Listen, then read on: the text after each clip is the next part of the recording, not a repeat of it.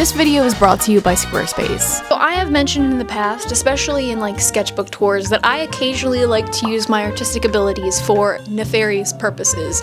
And those nefarious purposes often are drawing things that are just real stupid. To me, that's part of the appeal of having artistic abilities in the first place, is taking things that don't exist yet and frankly shouldn't exist because they're real dumb and bringing them to fruition. And if you're asking me, I don't exercise this gift nearly often enough. So this week, friends, I just want to draw some dumb, silly stuff. Cute animal edition. As usual, enabled by you. Artists do the thing where they take images and turn them into characters because it's just a lot of fun, but this week specifically is inspired by one of my favorite artists right now on Instagram, Ramon90. They can take an image or a set of images and extract so much visual information from them and characterization from them, even whenever the image itself is like not even that complicated. Just the concepts and the personality and the interaction going into these final illustrations is just everything. I would love to get to the point in my art where I can look at such a simple source of inspiration and basically pull a whole story out of it and pull a whole character out of it like that. One of my favorite ones that I've seen was like a pair of scissors. It was just a normal pair of scissors. It is so good. And that is what I am striving for here today. Let's see what you all sent me. I hope you understand how much fear and concern your submissions sometimes bring me, because I just don't know what's gonna be in here.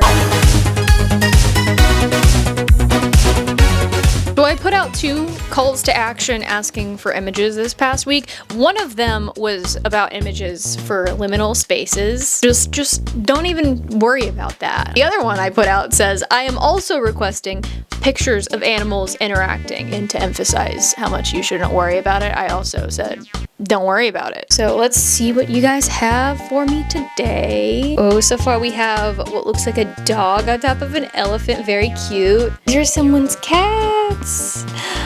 Jester and Phoenix. Intimidation stance. What is this? This is Rodney when he inevitably destroys a solar system.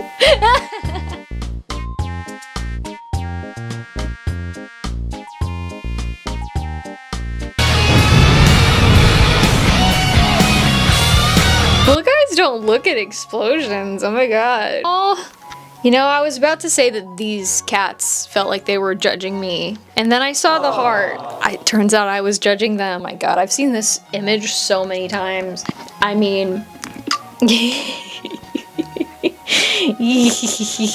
Oh, these two are definitely like snobby teenage girls. They're like, yeah, we used daddy's money to buy the pink sparkly Barbie convertible. What do you have, a Jetta? They're bullying me so hard I can't. I have to look away because they're bullying me. Oh no. No! They're not salad! Stop! Oh, now this is an incredible image. Oh, the longer you stare at it, the funnier it gets. What the? I normally like bugs, but I don't. Oh my god.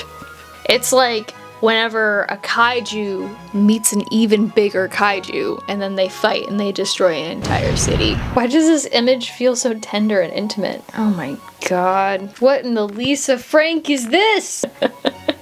Parenthood be like. Oh, the elders were communing on the fence. What do you guys think they're talking about? Probably the fate of the universe or something. Neil, the seal from Tasmania. I feel like I've heard about this seal on social media. Is this the same seal that just likes to hang out in people's like front yards? Oh my god, they're pulling a heist! This was such a dangerous prompt to have you guys send in images for. There's even a witness. Look at the little guy! The little face popping out! This one is all fun and games until I make it just a normal guy with an extra face on his belly button. Hello! What? I don't know why this got me, but it did. Oh, for some reason this one makes me really sad. He just looks like he's hanging his little head down in mourning. Now this guy is a Las Vegas magician. Okay, I'm trying to get all the way to the bottom of the submission so that I can make sure that I see pretty much everything. Whoa. Nausea is harassing the neighborhood cats again. This is the smallest rabbit I've ever seen. Help. Okay, we gotta be getting close, right? Okay, we did We made it! I have managed to look at everything. As always, thank you so much for sending submissions in. If you did, it's always so much fun to go through them. Now I'm going to go forth, and I'm just gonna pick whichever ones speak to me. If I look at it and some kind of a character emerges in my head, if I get some spark of inspiration, those are the ones that I'm gonna end up choosing. We're just here to have fun today. And what could be more fun than finally facing down my artistic nemesis, graphic design? I'm kidding, that is not fun, and I do not enjoy it, but I do enjoy how easy it can be with this video's sponsor, Squarespace. Thankfully, with Squarespace, I can get started with a professionally designed, flexible website template that's tailored to whatever niche my website is in, whether that's podcasting, a traditional blog, or a visual arts portfolio. This frees me up to focus on what really matters, populating my website with portfolio pieces, design and graphics, and selling my art on the e-commerce platform. With tools like automatic image scaling, all I have to do to populate my portfolio is upload an assortment of my portfolio pieces,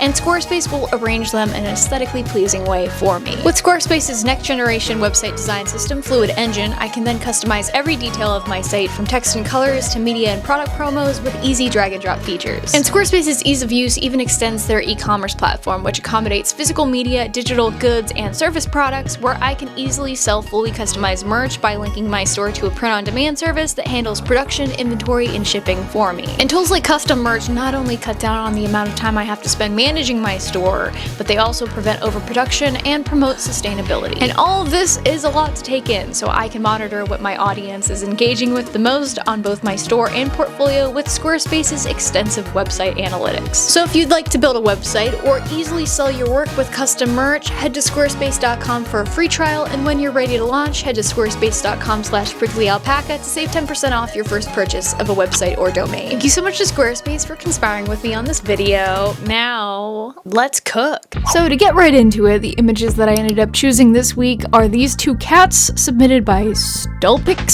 Sorry, I doubt that's how to correctly say your name. These two raccoons on a moped with a cat stalking them in the background, submitted by Anika Morelli. A real goose solemnly staring down at a fake goose with a broken neck, submitted by Square Shroom 8. A golden retriever puppy staring at two koi fish, submitted by Procilla Viscus. Neil the seal from Tasmania with his traffic cones, submitted by Little Pastel Dinosaur. And this cat and this horse that look like they're old friends from college, submitted by me. I found this one on Pinterest and I wanted to do it, and I can because it's my channel. Okay, first up we've got this cat and this horse, and I kind of, since I chose this, it ended up being a little bit more like a warm-up image that I did this week to kind of figure out, was this fun to do? Did I feel like doing it? And the answer was yes, it was very fun, and I did very much feel like doing it. I also encourage you to give this a try if you feel like it, because it's a lot of fun. Anyways, I was initially inspired by this image because I felt like this horse and this cat, they've got history together. That's why I said they seem like they were friends in college. The kind of history that this cat and this horse have is the energy of like, we knew each other when we were young and we were close then, and it has lasted decades because we are now middle-aged and we're still tight, but we interact in a much more serious context now. It's giving Lynn and Tenzin, it's giving Moraine and Lon. There is an unspoken loyalty and partnership between this horse and this cat, and that is why I believe that this horse is this cat's bodyguard. And they are in some kind of fantasy world where knighthoods exist, and they probably slay monsters, if I had to guess. Is some of this coming from the fact that I watched Blue-Eyed Samurai over my Christmas break, and I'm still very obsessed with it? Partially. But this horse is also literally wearing a cape, so none of you can really say this is a stretch. So going into this, one of the reasons why I said it was sort of a warm-up is I was actually having kind of a bad art day, so posing these characters out and kind of getting them how they looked in my head was pretty difficult, and this went especially for the horseman, because first of all, he's a horse, second of all, he's a man, two things that I am not particularly talented at drawing. I was especially struggling with the legs in the beginning of this. I really don't know why, but whenever it comes to drawing like exaggerated masculine proportions and kind of having a bigger upper body and big torso, I cannot for the life of me proportion good legs that look right. They always look wrong, which is halfway through doing the legs, I decided not to do human legs and just to give him horse feet. And I think that was a good decision for this because I did really want to bring some of their animal qualities into their design, and I think that did lead me forward into better sort of character designs for both of them. I had so much fun on this one, especially with the cat, because her outfit that kind of just came together very easily. The cat in this has a very strong profile silhouette. It's very stoic, it's very regal. This cat is cold and calculated, and she can swing a rapier faster than anyone else. So obviously this is the kind of character that's gonna have a high collar. I gave her sort of a drapey capelet and then a very long butt skirt sort of thing going on, somewhere between waistcoat and trench coat, but then it's all trimmed in some black fur. I kind of wanted to make her outer garments look very heavy because she's definitely got some light armor underneath all of this if she's going to be, you know, fighting and slaying monsters. So I have some of that armor peeking out as well. And then also just some decorative chainmail kind of motifs going on, because in the source image there's just some chains along the fence. So that's something that I wanted to bring into this piece visually. I also think it looks cool. And then I also gave her a super long ponytail to kind of be referential to an actual cattail. And I also gave her some 90s DiCaprio bangs because I thought they kind of looked like cat ears. And they totally do. I think it's super cute. And despite giving her a long ponytail, I also did end up giving her a real cat's tail by the end of this. But that is because her counterpart has a real animal feature. So I thought that it felt more balanced if I also gave her one. I gave him a very structurally and thematically similar outfit. A lot of draping capes and everything. More butt skirts going on, more belts and chains. And a lot of this was just inspired by the fact that in the image the horse is wearing a nice little horse blanket cape thing. I also gave him super long hair with a little half up, half down ponytail because horses also have fluffy tail. And I also gave him some DiCaprio bangs to look a little bit like horse ears, but in a slightly different style than what she has. It is amazing how much of my character design workflow is just this thing kind of look like that thing a little bit, so I guess I'm just gonna make it that thing. It is really all just shapes and vibes. And speaking of shapes and vibes, you know, I feel like a fence post in a certain context could maybe be used as a shield. He does in this image. I wanted to bring the fence post into this a little bit. So instead of a normal shield, he's got kind of just a big old tree log. And folks, that's character design. In terms of story, these two are not very complicated. I think that they're just cool ranger type characters who roam the wilderness and fight monsters, kind of like witchers. They're a little bit Geralt adjacent, and I think their stoicism is even a little bit of a caricature. It's a bit satirical. If they were in an anime, their seriousness would be played for a joke. They would be the fringe party members who are always being too serious, and everyone else is like, guys, come on.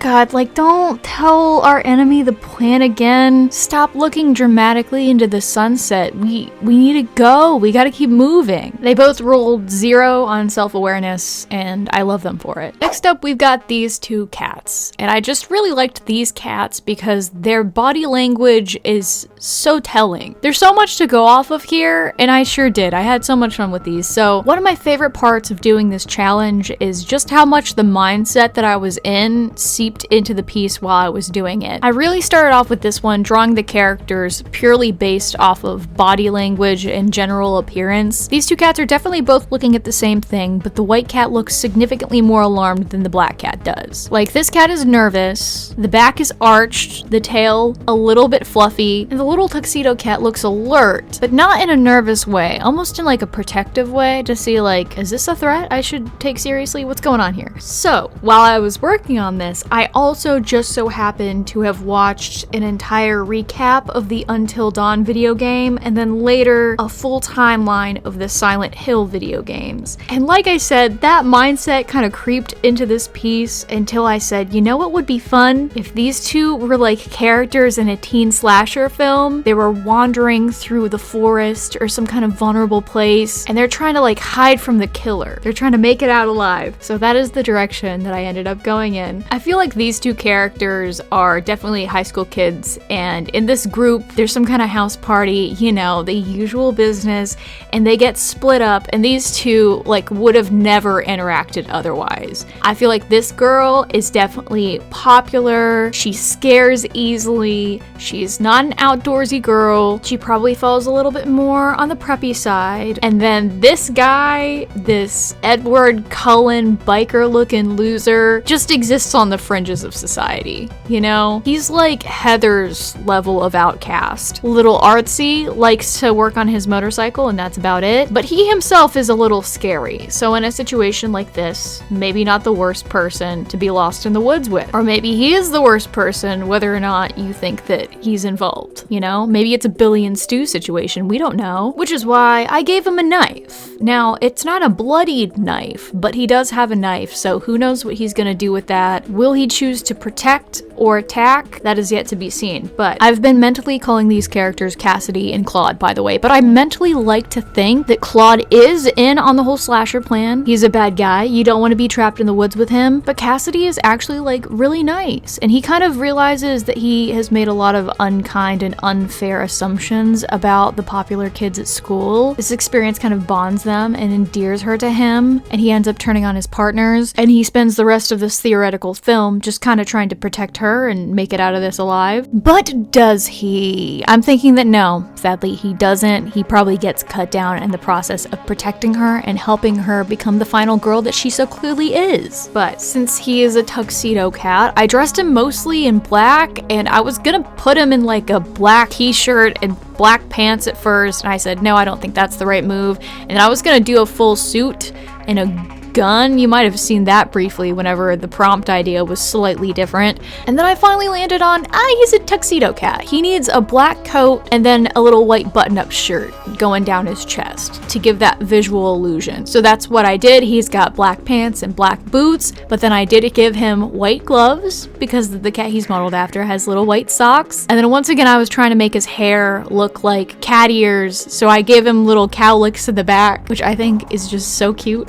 I also gave him some little white streaks in it just to be a little bit fun, maybe to allude to the white fur cats have around their ears. And then I was gonna trim the coat in white fur, but then I decided no, that's too obvious. I've been trying to pull from a lot of colors in the images themselves, so instead of white I decided to do more of a tan off-white, kind of to allude to the dead grass, just to capture a little bit more of the visual themes of the source image in the final illustration. Now for our white kitty, it's almost all white, but then there's a couple of patches of color and some stripes on the tail and everything. So I wanted to go with the concept of this girl arrived to the party in almost a fully white outfit, and then they got attacked by a slasher. So some things have gone down and her outfit has gotten stained with mud and dirt and that sort of thing. I wanted to go very Y2K with the styling on this piece because I feel like that's finally coming back around into the zeitgeist of filmmaking. We need more Y2K slashers. So I gave her a very voluminous curly hair that's sort of pinned up in a way that's supposed to once again make it look like she's got little kitty ears.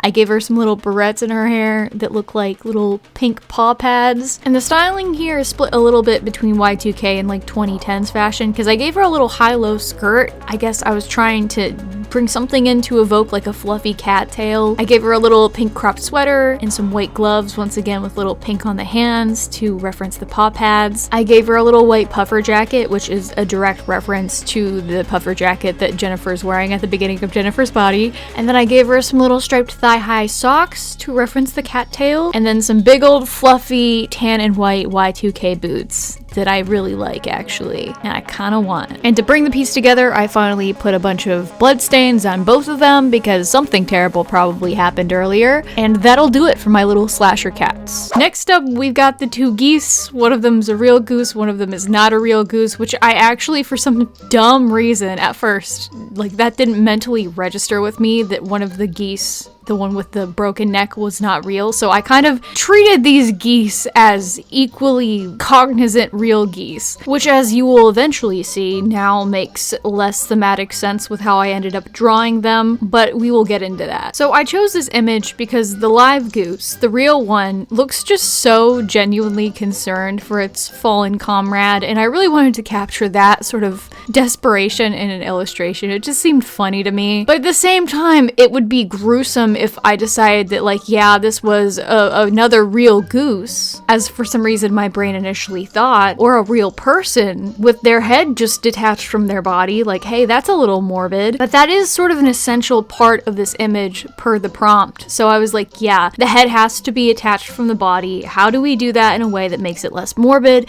Well, obviously, you make them into zombies. For some reason, I am so endlessly entertained by characters who are undead or for some reason can losing their heads in media and then like getting embarrassed about it. Like their head pops off and they're like, oh man, I'm so sorry. You didn't need to see that. And then they have to go grab it because maybe it's rolling across the room and then they got to put it back on and it's just a whole thing. It's giving Rasputin in the film Anastasia. You know what I mean. And how much more embarrassing would it be for something like that to happen in the middle of like a ballet performance, mayhaps. So that's what I decided is going on here in this image. We got some zombie ballerinas and they're doing their little dance, their little thing. Maybe it's Swan Lake, but Goose Lake in their iteration, which admittedly sounds significantly less appealing than Swan Lake. Goose Lake? I don't think so. I don't want to go to Goose Lake, but you know, perhaps one of them falls down during the routine, which is embarrassing enough to begin with, and then, you know, you're a zombie, so your head kind of pops off, and then it just kind of ruins the day for everyone. But the part that makes less sense in my version of the illustration that I realized very close to finishing it is I made both of the geese zombies, and I realized that per the image prompt I should have only made one goose a zombie, and then it would have made more sense, and one ballerina goose is just a normal person in this case, I guess. This would also like really raise the drama in a storytelling context, because imagine this goose girl is a zombie and she joins this ballet troupe, whatever you want to call it, and no one knows she's a zombie. Like, people are just like, she looks a little weird, but you know, that's not a crime, so they don't know she's a zombie, and it makes it that much more embarrassing and dramatic when her head pops off because her friend is just really concerned for what's going on because, hey, someone got decapitated on stage. But for zombie goose girl, this is just a normal Tuesday. So design wise, I tried to keep it pretty simple, especially since I was trying to limit myself to the color palette and kind of some of the ideas going on in the prompt image. So oranges, whites, grays, and then the rock that the not real goose is standing on has a little bit of like teal coloration to it. Kind of looks like limestone oxidation or whatever. And that is sort of where I got my zombie coloration from. So I kind of tried to develop outfits that would be Goose Lake themed. So a lot of goose feathers and overall Swan Lake motifs, but made a little bit goosier. I even gave them, instead of ballet slippers, they've got goose feet on. Then all of that is accented by a bunch of zombie stitches, and then each of them have sort of like a dead eye going on. The one that's fallen down is also losing a hand. It's wandering off a little bit. They look a little bit like twins even, which was mostly me just trying to give them somewhat identical ballet costumes, because that's how that works. But now that I look at it, now that it's done, I don't think they look different enough in a lot of ways. But otherwise, I really enjoy this image. I think it's really stupid and cute, and I had so much fun drawing it. Next up, we have him, the man, the myth, the legend, Neil the Seal from Tasmania, and his traffic cones. If you are of the chronically online breed, you've probably seen videos of this seal on the internet, and I'm not really even on the internet that often. Like, I'm not on TikTok, and somehow even I have seen videos of Neil the Seal from Tasmania. So when someone put this in, I was like, yep, it's gonna happen. It has to happen. He's just too cute and endearing. I mean, look at the way he's so gingerly wrapping himself around those traffic cones. So since this source image is so endearing, I wanted to illustrate something equally endearing and just kind of wholesome and silly, and I kind of wanted to try to infuse it with a little bit of Miyazaki energy, if I even dare fly so close to the sun like that. So since in this particular image he is clutching some traffic cones, I thought it would be cute if I draw him as a little crossing guard. Neil Seal is just out here, you know, in the morning and in the afternoon when the kids are getting out of school, just making sure that people cross safely, and he is doing a very efficient job thanks to his two traffic cone companions. And instead of traffic cones, I made them little geese, because apparently geese are a theme in this episode. And listen, I know that they're technically probably more duck-sized, but geese are just a little little bit weirder looking, and they have a more chaotic association in my brain, so I'm going to call them geese here. As you can probably tell, this doesn't go extraordinarily deep in terms of design. He's kind of just wearing a cute little hoodie, maybe like a tracksuit situation. He's got a little fluorescent vest on to make sure people see him. He's got the khaki pants from The Office, probably didn't have time to change out of them. And you know, I wanted to allude to the fact that he's a seal and he lives in a wet environment, so he's also got his little fish-themed rain boots on, and I think they're very cute. And of course, his goose companions also have their little reflective vests on and also little crossing guard caps. He's got one as well. They're all matching. They are a cohesive unit, but I drew the geese being very disruptive and confusing, as geese often are. They should not have any jobs that involve infrastructure. I don't believe that they would be good at them. What's a goose gonna do if it's a crossing guard? You know, probably waddle around and honk loudly and get in front of your car. Whoever handles hiring at this school, they shouldn't work there anymore. I feel like Neil's got his work cut out for him. Imagine trying to herd children and geese. But Neil is really where the bulk of the effort went into this piece. I really tried to make his facial structure look like a seal. I hope that is apparent. I gave him a nice little bald head and a mustache and cute little eyes, and he's just sweating because, you know, a seal would be wet all the time, right? And from what I've seen on the TikToks that are reposted onto the Instagram, Neil is just kind of a really intrusive kind of guy. So I feel like Neil, the human seal man, would be heavily involved in his children's schooling experience. He's on the PTA board, he volunteers as a crossing guard, he chaperones at the getaways and the field trips. He's just a real doing the most 90s dad, which I'm sure his children probably resent, but they will also probably appreciate later in life how much their dad was trying to do for them. Just like how I think the people who find Neil in their front yard, the actual seal, they may find his current lack of boundaries a little frustrating, but one day they're gonna look back and realize, you know, I'm glad there was a seal in my yard that morning. And to kind of round out the piece, I also added Neil the human seal's catchphrase to the upper right hand corner of the piece, and that is safety third behind safety and safety. And I directly stole that from my brother, who said that was their motto whenever he was in nursing school. So remember everyone, safety third behind safety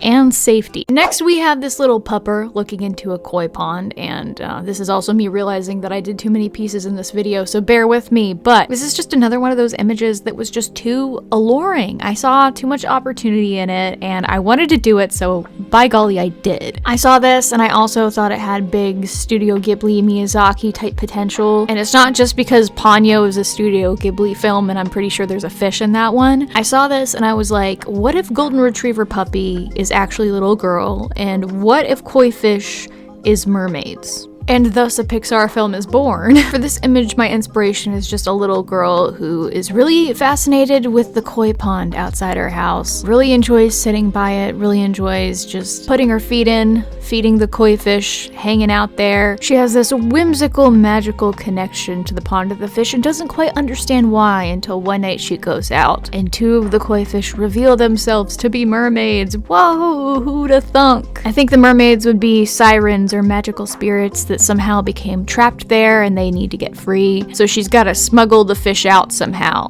Aquamarine style. Or that one episode of Gravity Falls where Mabel puts that guy in a cooler. To make things a little bit more interesting, there's some kind of magical property to the pond that keeps them looking like koi fish during the day, so naturally when trying to smuggle them out, hijinks ensue. I also think this would be cooler if it took place in more of a fantasy version of feudal Japan type thing instead of a modern suburban take on this sort of story. I didn't end up going too crazy design-wise on this one, but I put the little girl in a kimono-inspired type of fantasy robe. I gave her some little bows in her hair because I feel like that would be cute for a golden retriever type of character. I made her color scheme golds and oranges and greens and pale reds to match the bricks and the grass in the reference photo. And for the koi fish mermaids themselves, I wanted to pull pretty directly from the fish that are in the pond in the reference image. So I made one that's more of an orange color scheme and I gave the other one more of a gold color scheme. But I really wanted to lean into a more siren-y looking type design. I wanted them to look a little bit fishier and less like conventionally attractive Western style mermaids. So I gave them scales and the koi fish color scheme all over. I gave them a lot of extra fins horns, webbed hands. I gave them little webbed ear type things. I gave them dark eyes, and then also some little koi fish looking whisker mustache things, which I actually think are super cute. I just wanted them to come across as more otherworldly and mysterious in a way that would really instill a childlike sense of wonder, and maybe even like a little fear, a little caution, like should I even be helping these mermaids escape my pond? I'm a little girl. I feel like Ghibli films especially are good at giving some of the more supernatural characters this kind of quality. It's a level of nuance that I think is really cool and mysterious, and I wish we could see more of in animation. Not that I've captured anywhere close to that, but those were the vibes that I was going for at least. And last but not least, we have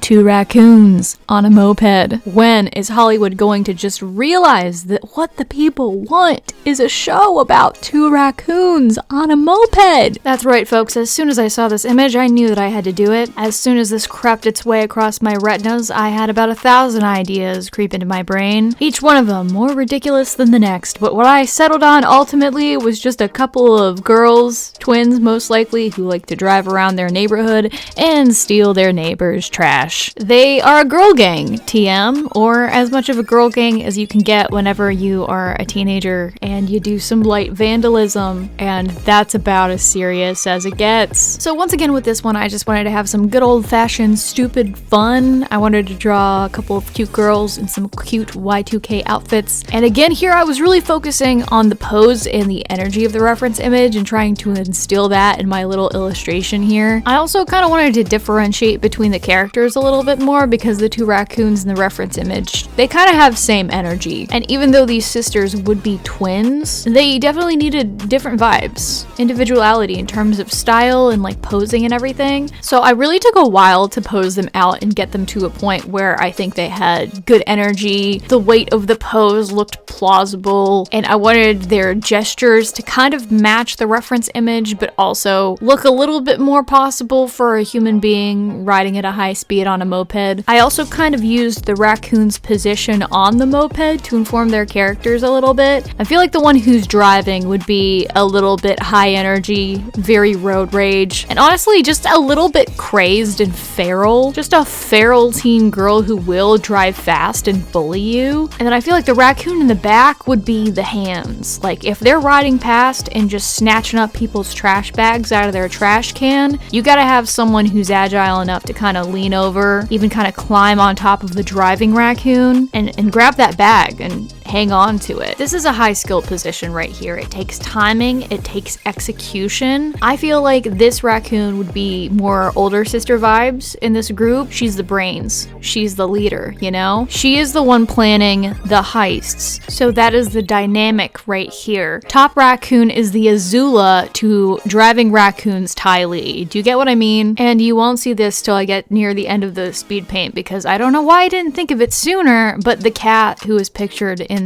the inspiration image ended up being one of their victims who had their trash stolen. Their very normal neighbor, who I've been mentally referring to as Tabitha, she's just trying to be responsible for her disposables, and the local teens will just not let her. They are just a menace to poor Tabitha. I also did later in the speed paint add the bag of trash that they took from poor Tabitha to the back of the moped. What are they doing with all of this? I could not tell you. All of this nonsense was incredibly fun to draw and render, but I think I had the most fun with the outfits because they are just so over the top and beautiful. Like I said, I wanted to go for a very Y2K vibe for this. That's just the image that I get in my head whenever I see something that's like super pink. It just reminds me of being a child and being a little too obsessed with Sharpay from High School Musical. So for these, I referenced a lot of Y2K outfits on Pinterest. I looked up screenshots from Mean Girls. I also gave them kind of a pastel punk vibe because by far the most fun part of this illustration was trying to bring out little raccoon motifs in their outfits in a subtle way. I think the most obvious part of that was playing around with their hair. I gave both of them rather extreme emo or scene-inspired hairstyles with the big old chunky blonde highlights. And then I also tried to give both of them interesting allusions to raccoon ears. For the driving raccoon, I kind of gave her one of those cute little cat ear headbands. And then for the trash raccoon, I kind of let the pigtails stand in for the ears. I gave her a little cropped jacket jacket with stripes on the sleeves and a fluffy little collar. I gave her a little bandeau top that says drive fast, eat trash. And because raccoons kind of look like they have little black gloves on, I gave both of them black gloves with little paw motifs on the palm. I also tried to bring in some lovecore and punk influences in both of their outfits, just to play on the idea that they're silly little anti-authoritarian teens. I gave the driving raccoon fuzzy little ankle warmers and boots with a little paw motif on them, and an off-brand Doritos themed shirt,